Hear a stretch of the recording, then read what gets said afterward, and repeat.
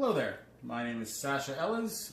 I'm doing the final project of Communication 2, and my project is about a tool specific to the HVAC field, and I will be doing the DeWalt reciprocating saw.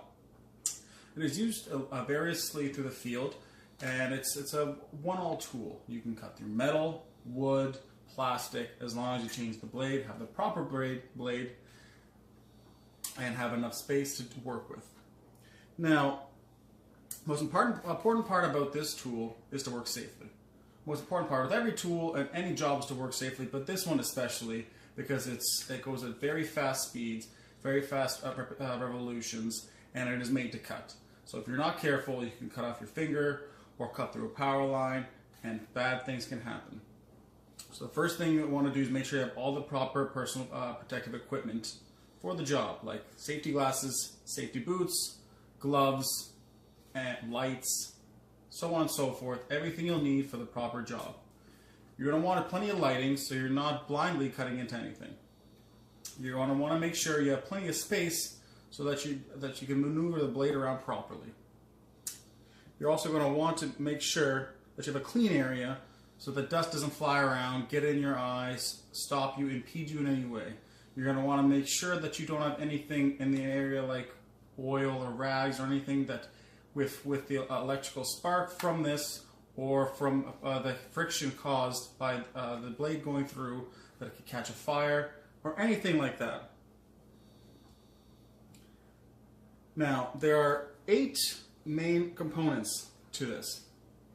And the first one is the trigger switch. It's what gets it going. The second one is the lock button. You can lock it and unlock it. Similar to a drill with reverse, forward, and in the middle lock, this one doesn't have a reverse. It's just lock and unlock. Then we have the number 3, which is the blade release lever. The blade release lever is right here. You flip it up. You get your special tool in here. With some of them, with this one, it's just a lever here. You flip this up and it will release the blade. To put a new blade in, you keep it up like this, put the new blade in, let it go down, and the blade is firmly locked in. Make sure that the blade is firmly locked in, because if it isn't, a whole mess of trouble could happen. Number 4 is the guard here. Now the guard you can set different angles or however you need it to make sure you're not getting direct contact with this. It is made of metal so you can push up against it, keep things flush, and cut safely. Part 5 is the hand grip.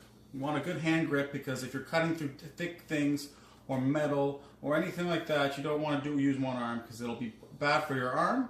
You can hurt your shoulder, and it's better to get a good grip so it doesn't slip off and so you don't hurt yourself or anyone around you. Number 6 is the battery pack, which isn't currently in. It's on the charger, but the battery pack is what gives it all the power. Some of these do come with a cord. This model here comes with the battery pack. There's a battery release button right back here. It's on the battery. You press that so you can pull the battery out and in, and same with when you slide it onto the charger.